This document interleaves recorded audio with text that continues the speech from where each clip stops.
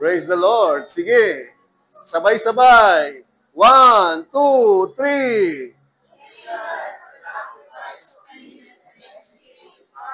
Part 3. So, part 3. So, yung part 1, part 2, nasa ating Facebook Live o nasa ating Facebook page o nasa YouTube. So, i-share natin yung YouTube natin, i-share natin yung ating GCC Facebook. Please, tingin po kayo sa akin. I-share ninyo. Amen po ba? Mag-watch kayo. Tapos i-watch nyo. Ilagay nyo doon sa inyong, ang tawag dyan? Sa inyong Facebook page. Para maraming makarinig, maraming maraman kung anong meron sila kay Jesus. Alam niyo po ang problema ng mga kabataan ngayon? Mental health, depression.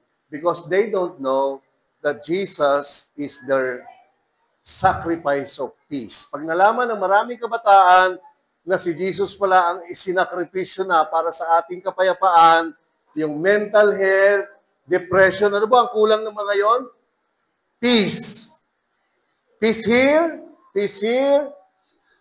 So pag nanampalataya sila kay Jesus, nakita nila si Jesus, siya pala ang pinangsakripisyo para magkaroon tayo ng peace in mind, peace in heart. So yung spirit ng depression, yung demonyo ng mental health hindi nakakainin yung mga kabataan. Amen? Nakita niyo yung isang kabataan na anak ni 19 years old, tapos nakita niyo yung isang kabataan na tumalon sa SM, babae din, patay na ho siya. Kasi they were struggling. Yung mga kabataan ngayon, they were struggling. Wala silang peace. Wala ho. Sa bahay nila, pag may problema, madali silang maapektuhan. Sa school nila, sa mga barkada nila, sa social media, madali silang maapektuhan ng mga bullying, ng mga salita. Kaya kinakain sila, si Satanas, ginagawa ho yan pagkakataon para lituhin yung mga bata at sasabihin nila, wala nang tumatanggap sa akin, wala nang kapayapaan, wala na, magpapakamatay na sila. Pero pag nakita nila si Jesus, si Jesus pala ang namatay para kunin ang lahat ng depression ko at lahat ng wala akong kapayapaan, then yung mga kabataan na ito will be strong. Kahit ano pong salubungin nila sa mundong to, hindi ho sila kayang gibain.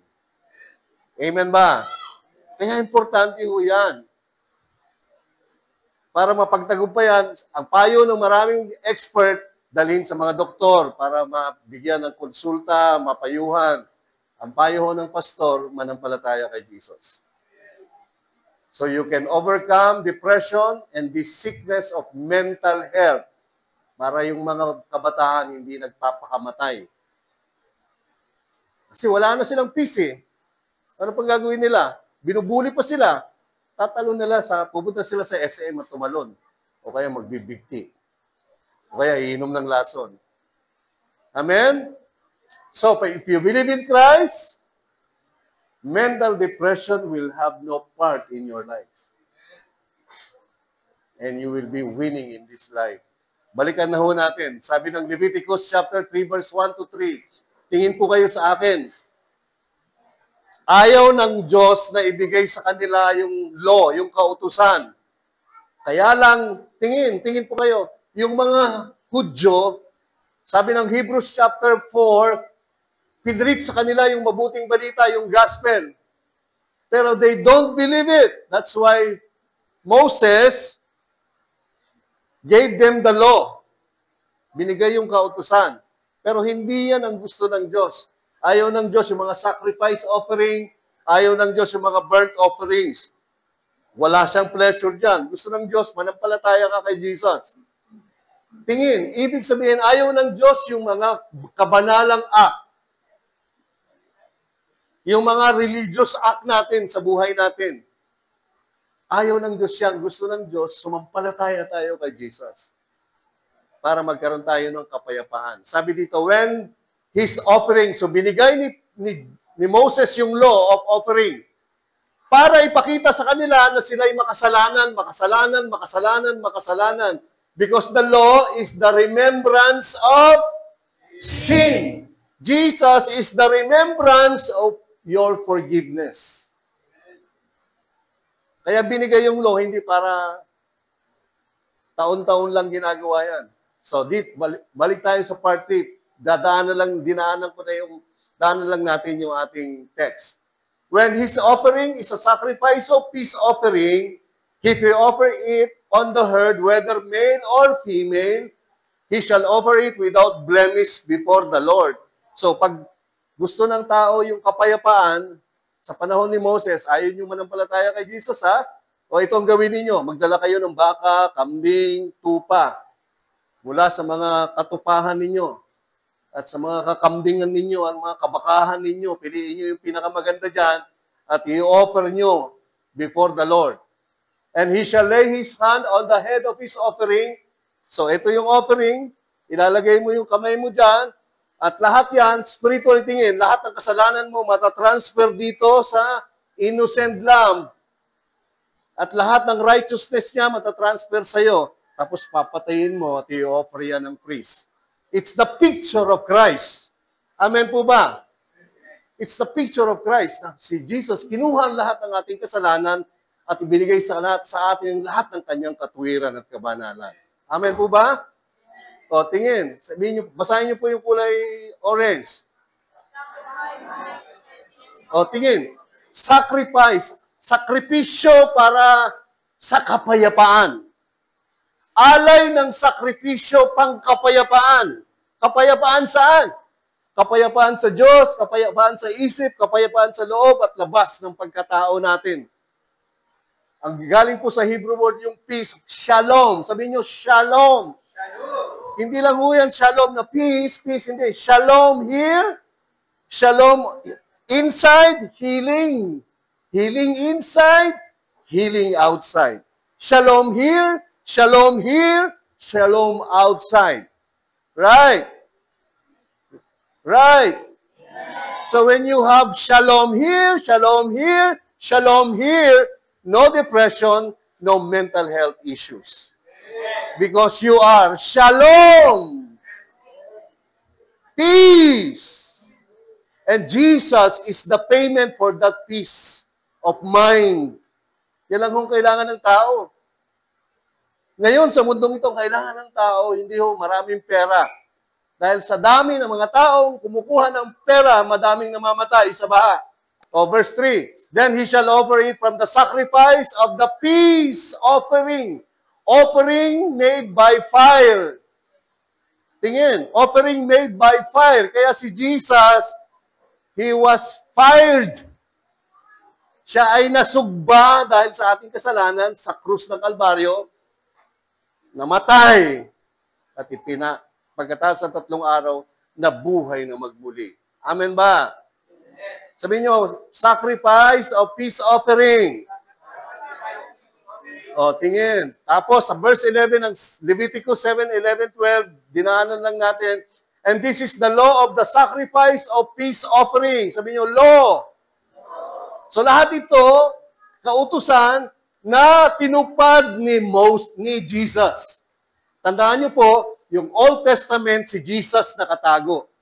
Sa New Testament, si Jesus nakalitaw. Yung Old Testament is Jesus in the shadows. Sa New Testament, si Jesus the light. Amen po ba? Nandiyan po ba kayo? So, dapat paniwalaan natin yan. Wala nang ibang fulfillment ng 39 books, kundi yung 27 books.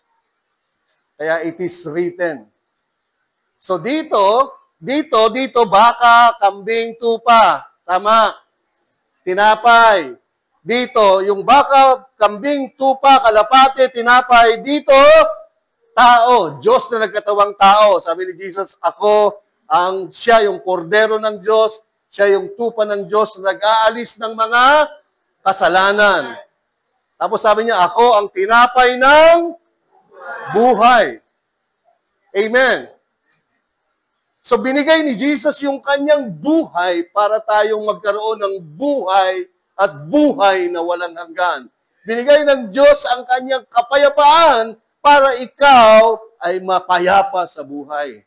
Verse 12, sabi diyan, kung ihahandog niya iyon bilang pasasalamat, ihahandog niya kasama ng alay ng mga maninipis na tinapay. So, tingnan niyo po, pag nag-offer siya, the law of the sacrifice of peace offering, binasa natin, magdadala siya ng tupa. Kasi pag mahirap na mahirap ka, yung binanggit ni Ivy, yung kalapate. Pag sobrang hirap ka pa, dadalhin mo ay harina. O medyo may kaya ka, magdadala ka ng tupa. Pag mayaman na mayaman ka, magdadala ka ng baka. Lahat yon, yung mga offering na yon, ang simbolo nun, si Jesus. Sa bagong tipan. Kasi si Jesus yung fulfillment ng kautusan. He is the fulfillment of the law. So pag nagdadala ka nun, dala mo yung tupa, at kung ang offer mo, this is the law of the sacrifice of peace offering. Kasama yung tupa, ano ang kasama ng tupa? Tingin. Kung may handog niya iyon bilang pasasalamat, pag nagdala ka ng sacrifice of peace offering, at dadalhin mo yon bilang pasasalamat, magdadala ka, ihahandog niya kasama ang alay ng mga maninipis na tinapay na walang pampaalsa na hinaluan ng langis. Pati yung pasasalamat mo, si Jesus din. Kaya pag nanampalataya kay Jesus, nagpasalamat ka sa Diyos. Ang pinakamataas na pasasalamat ay yung sumampalataya ka kay Jesus. Naintindihan niyo po ba? Kaya kayo hindi nagsasalita, if you believe in Christ, you're really giving thanks to God. Amen. Amen po ba? Hindi ho, yung Diyos, hindi siya kulang sa pansin. Enough na. Pag si Jesus lang sinampalatayanan mo, alam mo ang katotohanan ng bakit siya namatay at nabuhay na magbuli, sapat na yun sa Diyos. Napakalaking pasasalamat. O, tingin. Magdadala siya ng tinapay na walang papaalsa na hinaluan ng langis. I-explanation ito doon sa part 2. Pero dadaanan natin. Mga munting tinapay na hinaluan ng langis at manipis na tinapay na gawa sa magandang uri ng harina na hinaluan ng langis. Sabihin nyo, hinaluan ng langis. O sino ang sinisimbolo niyan? Si Jesus, pinaglihi sa pamamagitan ng banal na espiritu. Okay? Kasi si Jesus yung tinapay. Yung langis, tingin, banal na espiritu. Tapos, maliban dito, magdadala rin siya ng tinapay na may pampaalsa. The sacrifice of thanksgiving of His peace offering. So, pag nag-peace offering ka at nagpasalamat ka, daladala mo yung kordero. Daladala mo yung tinapay na walang langis. Daladala mo yung tinapay na may pampaalsa. Halo-halo na yan. Pero pagdating kay Jesus, siya lang yan, iisa lang yan. Nung si Jesus ay nagkatawang tao, namatay dahil sa ating kasalanan, pagkatapos na 3 araw, nabuhay na magbuli, which we call the gospel of Christ. Bang! Yan po ang pinulfill ni Jesus. So meron ka ng peace offering, meron ka pa rin thanksgiving offering. Amen po ba? Kaya maraming kabataan, kasi wala na pag-asa buhay, binubuli na ako, hindi na ako tanggal sa bahay. Sa Diyos, hindi ko na alam. Sipin mo yun? Pero ikaw pala ang greatest man and woman of God na lagi nagpapasalamat pag nanampalataya ka kay Jesus. Amen ba? And out of it, he shall offer one of the whole oblation, yung tinapay na mayroong ribadura for a heave offering. Tingin. So yung may leaven. Yun ay nagsisimbolo ng si Jesus ay nabuhay sa mga patay. Yung walang leaven, walang libadura, may Holy Spirit, si Jesus na nagkatawang tao sa kapangyarihan ng banal na Espiritu. Si Jesus na inanoint ng banal na Espiritu. Yun yung tinapay na may langis. Yung tinapay na may libadura, yun si Jesus nung namatay at nabuhay na magbuli. Amen. Lahat yan si Jesus. Kaya sabi ni Jesus, hindi nyo ba alam yung mga sinulat ng propeta, sinulat ni Moses, the law of Moses concerning me. This is what Jesus is talking about. This is what Moses wrote about Jesus. Amen. So, ang subject po ng Bible is si Jesus. Hindi yung paano ka gumanda, paano hindi ka tumanda, paano magkaroon ka ng ganito, paano ka yumaman. Hindi po yun ang subject ng Bible. Ang subject ng Bible is Christ, death, burial, and resurrection. Yan ang subject ng buong 66 books. Verse 15, and the flesh of the sacrifice of peace offering for thanksgiving. So, ito yung sinugba na, diba? Kinatay na, sinugba na, ito, niluto na, tapos kakainin yan. Shall be eaten the same day. Ang ibig sabihin ng pagkain, ngayon, sa panahon natin, ito yung pinananampalatayaan natin. Si Jesus, yung buhay niya para sa atin when we believe. Amen. Siya na walang sakit, kinuha yung sakit. Para ikaw, hindi ka mamatay sa sakit. Hindi ka mabuhay sa sakit. Siya na walang kasalanan, naging kasalanan para ikaw ang maging katwiran ng Diyos kay Kristo Jesus. Amen. Kasi tayo, madaming pagkukulang sa Diyos. O, tingin po kayo. So, ito yung, ano yan? Harina na may langis. Right? Pag niluto mo yan, ito na itsura niya. Ang tawag dyan, yung matcha bread. Fita bread, nakita nyo maninipis, walang pampaalsa na may langis. It speaks of Christ. Hindi ko yan, tinapay. Ha? O, ito, yung isa may pampaalsa. Yung malaki. Nakita nyo, leavened bread, unleavened bread. It's the picture of Christ's resurrection. Kasi, di ba, pag leaven, parang walang, hindi umalsa. So, umalsa si Jesus. Although dalawang meaning yan. Sa Biblia, yung leaven, kasalanan, kayabangan, pride.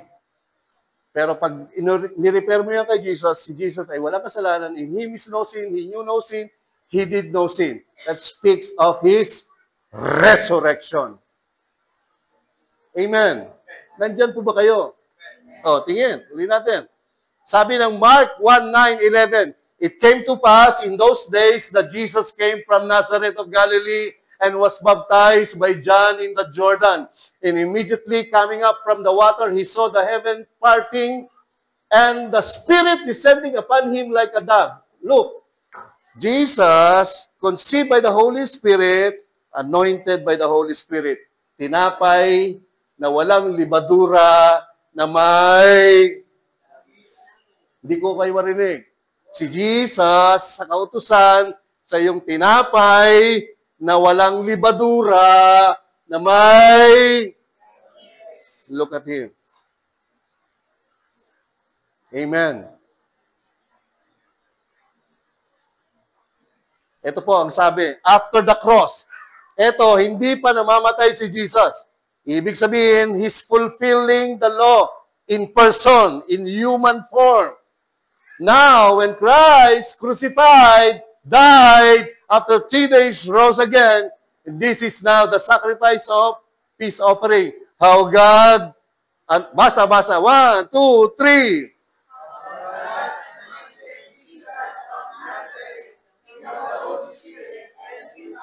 Who's that? The bread with oil. Saan kinuha ng writer na Luke yan? Interpretation yan. Right? Oh, why? Why He was the bread with no leaven, but with oil, for Him to went about doing good and healing all who were oppressed by the devil, for God was with Him. The oil, the Holy Spirit. Oh, verse 39. Sabi ni Peter, and we are witnesses of all these things, which He did both in the land of the Jews and in Jerusalem, whom they killed by hanging on the tree. The sacrifice of peace. The sacrifice of peace offering, hanging on the tree. The unleavened bread with oil, how Jesus anointed by God. Naintindihan niyo ba? O tingin, verse 4, basa. Basa po, 1, 2, 3. So, ano klaseng tinapay yan? Living bread. Complete. This is the sacrifice of peace and the sacrifice of thanksgiving. Amen ba? Wow. Now, the law, the prophets fulfilled. Tingnan niyo po. Not all the people, but to witnesses chosen before God, even to us, who ate and drank with Him after He rose from the dead. Totoo bang nabuhay si Jesus sa mga patay? Yes! Sabi ni Peter, nakita namin siya. Nung nabuhay siya sa mga patay, kumain pa nga kami. Nagkaroon ba nga kami ng eating fellowship? So, ibig sabihin, totoo, pinatawad ang ating kasalanan. Totoo, matutuwid na tayo. Totoo, bayad na ang lahat ng ating kasalanan because Christ rose from the dead. He is the bread which have given. So, dito pa lang sa Acts chapter 13, that's the 10:38 to 43. Yan po yung gospel. Tapos sabi, and Jesus commanded us to preach to the people and to testify that it is He who was ordained by God to judge the living and the dead. Verse 43. Basa! 1, 2, 3. Whoever believes in Him will receive remission of sin. He's fulfilling the law. Tapos sabi niya, to Him, all the prophets, the law, and the prophets witness that through the name of Jesus, whoever believes in Him will receive forgiveness of sins.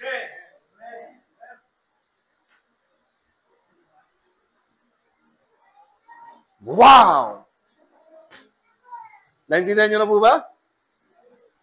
Next. Romans 4:25.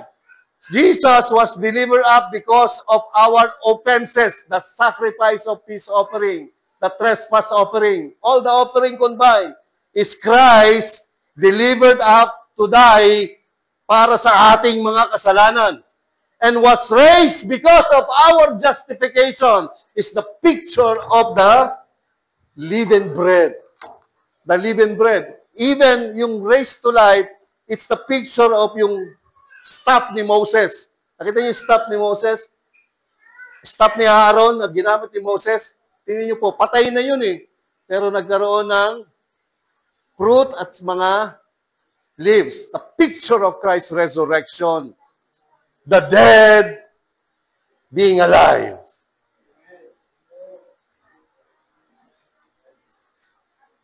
Bakit nabuhay sa mga patay si Jesus? Para ideklara ka na pinatawad. Para ideklara ka na righteous. Para ideklara ka na matuwid. Bakit siya namatay? Dahil kinuha niya ang lahat ng iyong mga kasalanan. Now you have the peace of God. He is the sacrifice of peace offering. Amen? Nandiyan po ba kayo? Sabi ng John, chapter 1, verse 14 to 17. Makinig po kayo mabuti. So, yung word dyan, si Jesus. Di ba? Yung Diyos. And the word, yung salita, naging tao. And dwelt amongst us. We beheld His glory. The glory as of the only begotten. Sabihin nyo, begotten of the Father. The representative, the image of the Father. The invisible representation of the Father. Sino daw yon? Si Jesus. Full of grace and truth. Punong-puno ng biyaya at katotohanan. Amen. Pag sinabi mong grace, full grace, kulang yon. Kasi yung grace, full grace, ay may truth. O sino yung full grace, grace and truth? Sino yun? Hindi ko kayo marinig. Kaya pag sinabi nyo, grace is greater than typhoon 1, anong ibig sabihin nun? Hindi nyo masyadong maiintindihan. Pero pag sinabi mo, si Jesus ay makapangyarihan kesa kay Bagyong Juan, mas maiintindihan nyo yun, di ba? Amen. So si Jesus is the person of grace. Si Jesus, yung expression ng grace. Bakit minamagnify mo yung character at expression, hindi yung person? O, tingnan niyo po. John bore witness of him and cried, saying, "This was he of whom I said, He who comes before me is prepared before me, for he was before me." Tingnan niyo po. And of his fullness. Ano yung kapunuan ni Jesus? Binasa natin. Ano yung kapunuan ni Jesus? Basa! He is full of grace and truth. Punong-puno siya ng biyaya at katotohanan. Biyaya na ang lahat ng kasalanan mo ay pinatawad, hindi nakabase sa iyo, hindi nakabase sa iyong gawa. Yan ang katotohanan. Na ang katotohanan, si Jesus ay namatay, kumuha ng iyong mga kasalanan. Nilibing pagkatapos ng 3 araw na buhay na magbuli para ideklara kang matuwid at banal. Yan ang katotohanan. And you receive that by grace. Amen ba? Wag lang ho tayong masyadong sa grace, hanggang sa nawawala na tayo. Oh, we have all received. Basa! Grace, anti-grace. Yung for dyan, anti. You receive grace, in the place of grace, you receive grace. O, tingin. For the law, Leviticus, the sacrifice of thanksgiving, the sacrifice of peace offering was given through Moses. Tingin, not to forgive sins, but to remind you that yung mga Israelite, habang ginagawa niyan, they are reminded that they are sinners. Tama? Oh, wala na naman sumasagot. I-assign ko na si Bobby dito next week. Bobby, ikaw mag-preach dito, ha? Natawanan mo lang ako, Bobby. Naintindihan nyo? The law was given. Why? To condemn you. To you to be aware that you are sinners. Through Moses. Hindi binigay yan ng Diyos. Binigay ng anghel. Hindi yung Diyos ang nagbigay niyan. Pinag-aralan natin yan. Kung hindi nyo pa naalala, babalikan na naman natin. Oh, but grace and truth came. True. Grace and truth came through Jesus Christ. That Jesus Christ came to fulfill the law. Jesus came to fulfill the law. The law that was given through Moses. When he came, ang dala niya, love, grace, and truth. That's love. Isa lang po yung bunga ng banal na Espiritu. The fruit of the Holy Spirit is love. Tapos maraming ingredients. Gentleness, loving kindness. Amen. Jesus came. Hindi binigay ho yung kapatawaran. Dumating. Personal na dumating. Yung condemnation, yung hindi mo mapupulpil, binigay. Pero yung kapatawaran, para ipulfill itong kautusan, para alisin ang lahat ng condemnation, came. When he came, he's not full of demands and the law. He came full of grace and truth.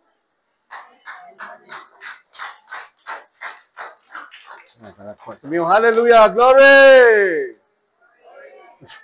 Okay. Ay, nako. O, tingin. O, tingin.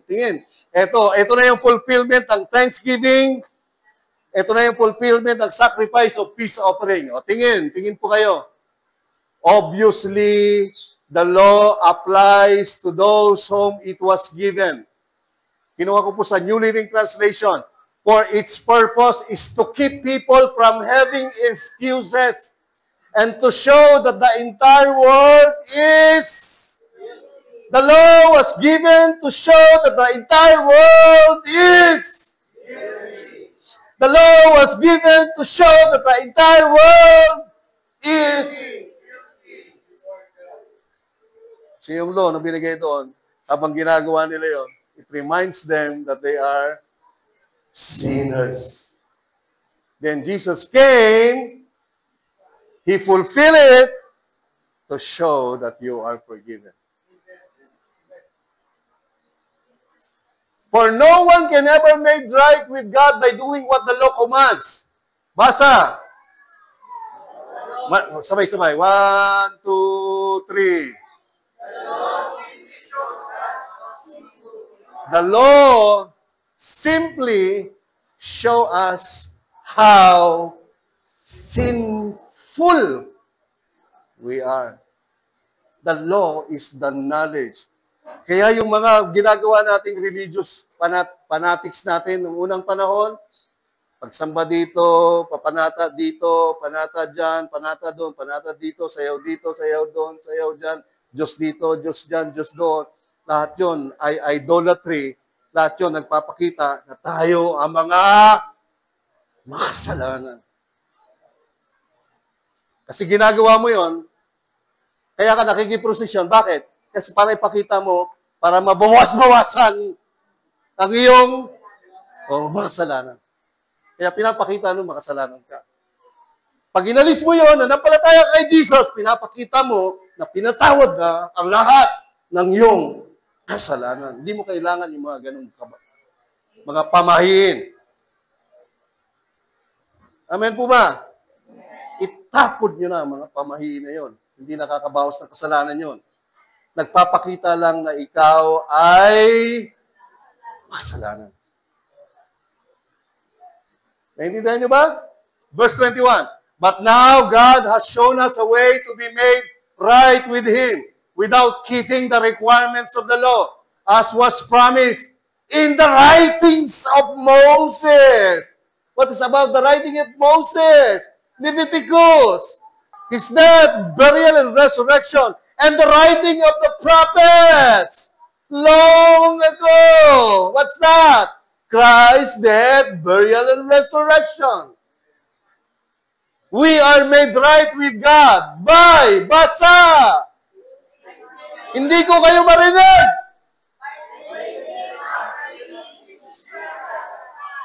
The sacrifice of peace. The sacrifice of trespass offering. The burnt offering. The sacrificial offering. The lamb. The bread. The pigyon. The wheat. The tree. Everything is Christ. And this is true for everyone. Sabihin nyo, everyone.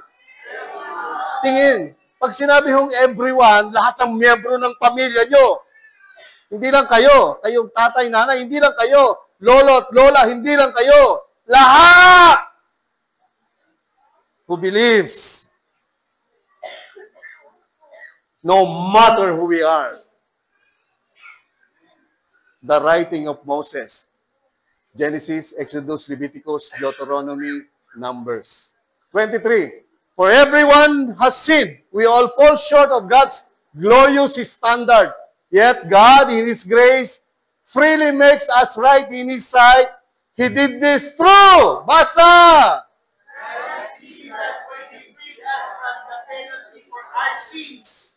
Verse 25. For God presented as the sacrifice of peace offering, to free us from sin. Jesus is the sacrifice for peace offering. Jesus is the sacrifice for burnt offering. Jesus is the sacrifice for transgression offering. People are made right with God when they believe that. Hindi ko kayo marinig. That Jesus sacrificed His life. He is the sacrifice offering, peace offering. Shedding His blood. The lamb, pag pinatay yun, kukunin yung dugo, iwiwisik. Tapos susugbahin yung, tapos kakainin. Just a picture of the sacrifice. This! Basa! Nakita niyo yan? Jesus, the sacrifice of His life. Jesus as the sacrifice for sin. It's all Jesus. This shows that God was being fair when He held back and did not punish those who sinned in times past, in the time of Moses, for He was looking ahead and including them and what He would do in this present time. God did this to demonstrate His righteousness, for He Himself is fair and just, and He makes sinners right in His sight when? Bam! Naintindihan nyo na? Woo! Hallelujah. Galatians chapter 3 verse 10. For as many as of the works of the law are under the curse, for it is written, cursed is everyone who does not continue in all things which are written in the book of the law to do them. But that no one is justified by the law. This is the law of the sacrifice of peace offering, the law of thanksgiving. Pag ginagawa mo yon, you will not be justified. Jesus is the one who did it. Pag ginagawa mo yon, nasa ilalim ka ng sumpa. Pag ginagawa mo yung mga religious fanatics natin, yung mga kinagaulian natin sa ating mga relihiyon, you are under a curse. Tingin. Kaya nakikita nyo, bakit dumadapo ang sakit sa pamilya nyo, sa mga apo nyo? Hindi nyo malaman bakit ganoon.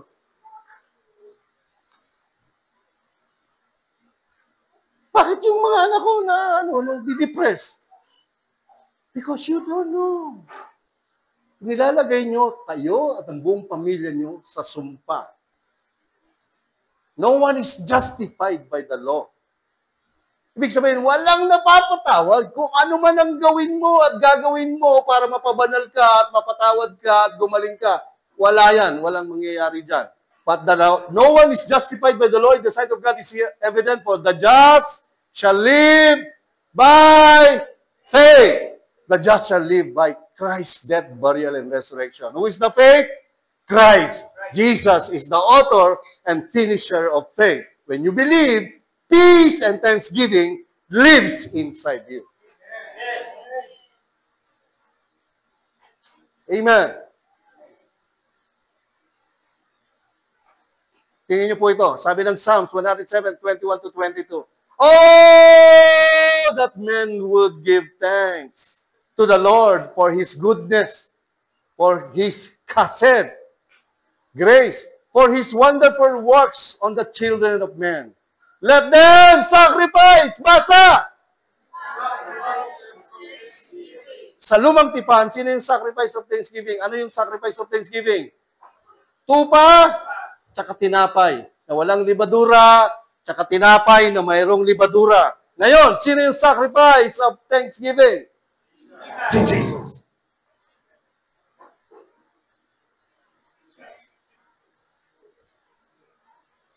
Amen.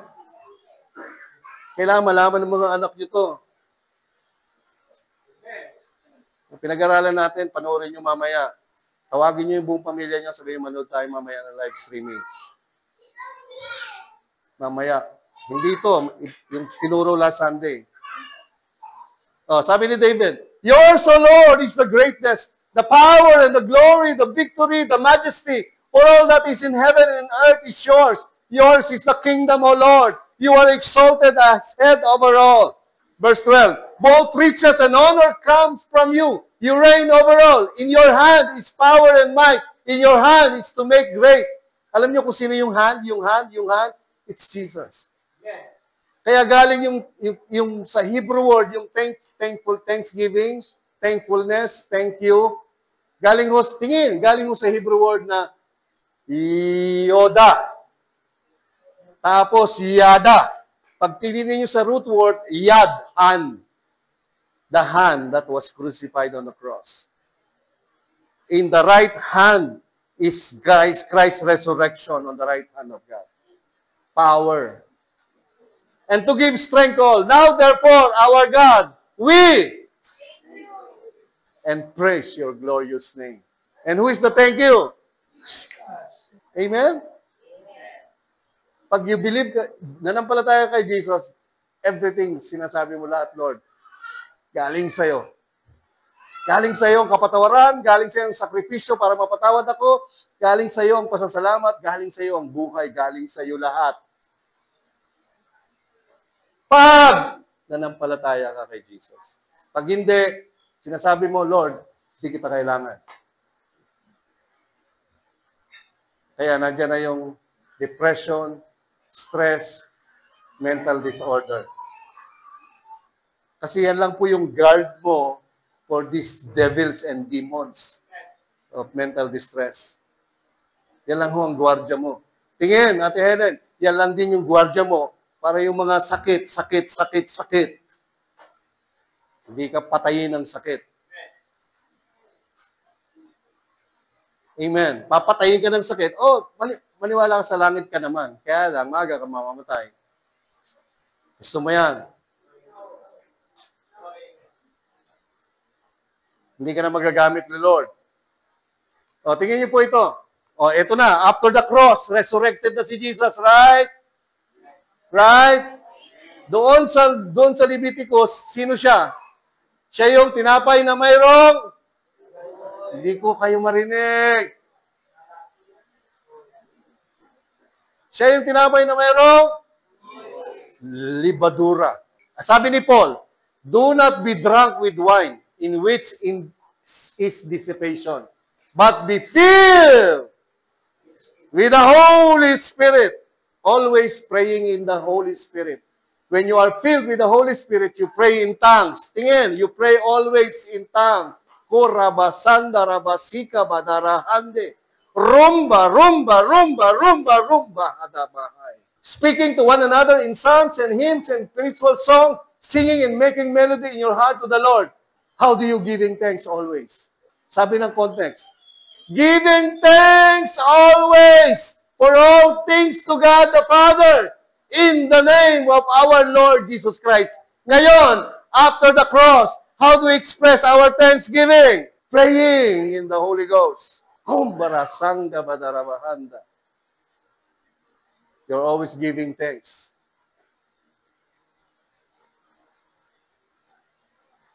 Yan yung application ngayon. Wala nang sacrifice, tapos na. Wala nang sacrifice ng tinapay na walang libadura na may langis, tapos na. Wala nang sacrifice ng tinapay na may libadura, tapos na. It's done. Ngayon, paano na magpapasalamat? Praying in tongues, praying in the Spirit. Because the Spirit is ang testimony ng Holy Spirit, because of Christ's death, burial, and resurrection, your sins are forgiven. That's how you give thanks always. Tignan niyo po, speaking to one another in psalms, in hymns, in spiritual songs, singing and making melody in your heart to the Lord. Kama! How? By being filled in the Holy Spirit. And you are always giving thanks. Always giving thanks for all things to God the Father in the name of our Lord Jesus Christ. So what is application today? For you to express peace and thanksgiving. Pray. O, kaya pag nagpipray ka, yan ang ginagawa mo. When you pray in the Holy Spirit. And many, many more. Isipin nyo, isang prayer lang. This, lahat nararanasan mo. Amen ba? Next. Colossians 3:15-17. And basa. Ulit. Sa law, sino yung peace offering? Si Jesus. Now He is the peace of God. Hindi mo na i-offer, sabi dito, and let the peace of God rule in your hearts, to which also you were called, in one body, and be. So one, si Jesus yan. He is the peace of God, He is the thanksgiving offering. The sacrifice of peace, and the sacrifice of thanksgiving. Naintindihan niyo po ba? Verse 16, let the word of Christ, ganito in-interpret ngayon ni St. Paul, yung law. In the peace of God, yung kapayapaan ng Diyos, hindi mo ngayon alam, ano yung kapayapaan ng Diyos? Pumunta ka sa Old Testament, makikita mo. Sino yung kapayapaan? Sino yung kapayapaan? Sino yung sacrifice para sa iyong kapayapaan? Oh, let Jesus rule in your hearts, to which also you were called in one body, and be thankful. Let the word of Christ, what is the word of Christ? The finished work of Christ, the gospel of grace, the gospel of Christ, dwell in you richly, in our wisdom, teaching and admonishing one another in psalms, hymn, and in spiritual song, singing with grace in your hearts to the Lord. Verse 17, basa! And whatever you do in word or deed, do all.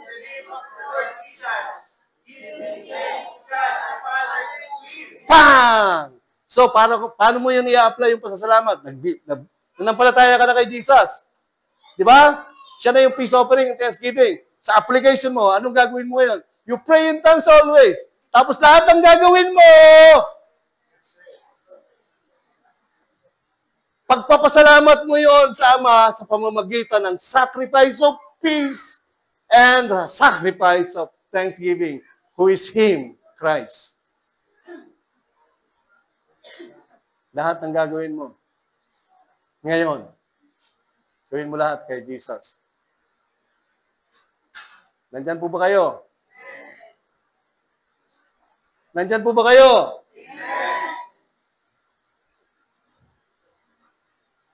Yan yung gagawin natin ngayon. Pero wala na yung papatayin, wala na yung susunugin, wala na yung ibibig, wala na lahat yun. Kasi tapos na kay Jesus yun.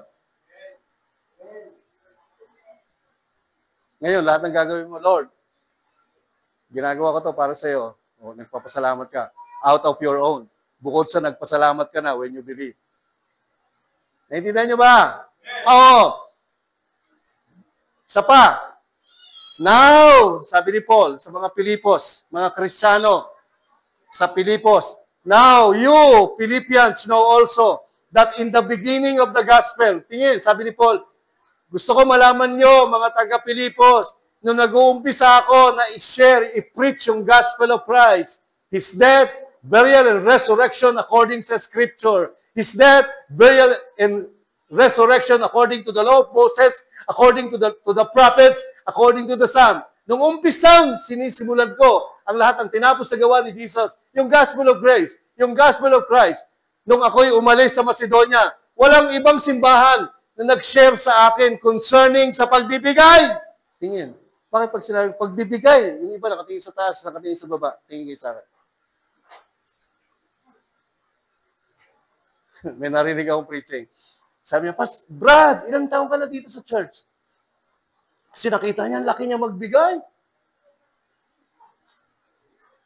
Nagtatrabaho siya, pero pag nagbigay siya sa church, ang laki-laki. Sabi ng isang barkada, Brad, ang laki mo naman magbigay sa giving mo para sa gospel sa church. Eh, wala eh. Talagang ganito ko eh. Masyado akong nagpapasalamat sa Diyos eh. Sabi niya, ha? Brad, kung hindi ganyan ang pagbibigay mo, sana may Lamborghini ka na. O, tinanong niya ngayon, yung isa nagsasabi, bakit, Brad? Kailan ka ba naging nag-church dito? Kasabay lang tayo, Brad! O, nagbibigay ka ba? Katulad ng, hindi ako masyadong bibigay. Kasi Lamborghini mo. Puro kayabangan. Hindi na siya nagbibigay, wala naman Lamborghini. Oh, sabi ni Paul, kayo, mga Christian sa Philippians, alam nyo, nung nagsisimula akong i-preach ang gospel ni Jesus, nung umalis ako sa Macedonia, walang simbahan ang nag-share ng concerning ng pagbibigay at pagtatanggap. Kayo lang. Maging sa Thessalonica, pinadala nyo yung inyong giving. Once and again. Hindi ko kayo marinig. Sa Old Testament, si Jesus yung tupa. Because we have been forgiven, because we are made righteous, because we are now justified, this is our acceptable sacrifice, giving to the gospel. Well-pleasing to God. Ano ibig sabihin ng well-pleasing to God? Pag binigyan mo yung tao, ano sasabihin mo? Bibigyan kita ng best. Ano sasabihin mo? Tanggal. Slow. Joke lang, Bob. Thank you. So this giving is a sweet-smelling aroma, is a acceptable sacrifice, being thank you, saying thank you. So how do you say thank you? You believe in Christ? How do you say thank you? By giving to the Lord, by giving to the gospel. Lord, thank you. Nagbibigay ako sa generous giving para itong sacrifice of peace, sacrifice of thanksgiving, sacrifice of transgression, sacrifice, burnt offering, magpatuloy, which is the gospel of Christ, the gospel of grace, magpatuloy na maipahayag sa maraming pang tao. Amen po ba? Diyan po ba kayo? So, merong isang pastor sa Pakistan, niyayaya akong sabi ko doon sa mga manager ng account natin, sige na, i-feed nyo muna. Hihintayin ko, bibigyan ako ni Bobby ng transportation papunta Pakistan. Pupunta ako doon.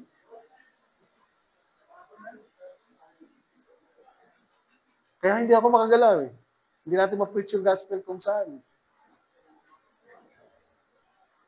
Akala nyo, yung pastor ang yayaman para pagpalain kayo. Eh si Ian, mas mayaman pa sa pastor.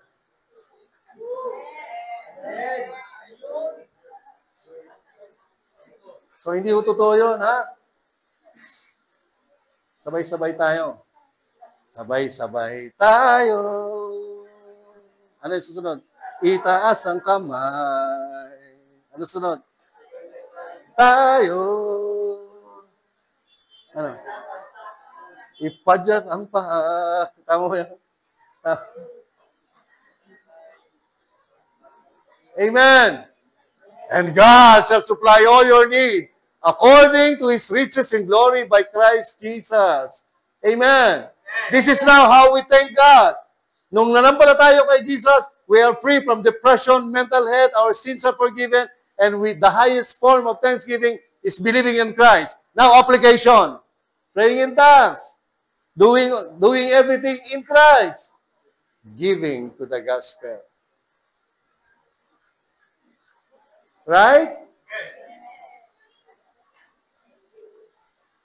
Jesus, the sacrifice of peace in thanksgiving. Pinagpala ho ba kayo? Sabihin niyo po, hallelujah! Yung mga narito, sabihin niyo doon sa kanila, tingin ho kayo rito, tingin kayo rito. Hello! Hello! Kayo, tingin kayo doon, sabihin niyo, hi! Hi! Let's pray. Hallelujah. Horabasanga badarasika darabakanda. Rumbasande kumbranza gadalabasika darabakanda. Lord, dinideklara namin ang buong bansang Pilipinas are covered and safe from these demons of Typhoon Uwan. Typhoon Uwan is dead. We rendered Typhoon Uwan powerless. We rendered Typhoon Uwan no power.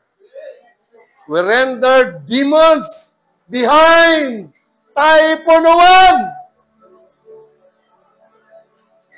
We command you, we rebuke you. Get out upon our nation, Philippines. You have no power. Lord, salamat. Ikaw ang kapayapaan ng buong bansang Pilipinas. Lord Jesus, ikaw yung kapayapaan ng buong Filipino nation. Lord Jesus, you are the thanksgiving of every human being in this surface of the earth. Oh, we believe you. We thank you. Manalangin po tayo sa banal na Espiritu in 60 seconds. Come on, open your mouth. Oh, Rambasanga Badarabasande Rebisango Robosanda. Dangarabadang, garabadang, garabadang, garabadang, Ganggaraba, gandaraba, sanggebedahay. Lahat ng simptomas sa iyong katawan, dinideklara ko. Lahat ng simptomas ng cancer, ng sakit sa iyong katawan, dinideklara ko. Magaling na sa pangalan ni Jesus. Lahat ng depression, oppression, mental health are now rebuked in your life. Jesus is the mind, your mind. He is your peace. Peace inside you. Peace around you. Peace over you. Peace on top of you. Peace inside you. Peace underneath you.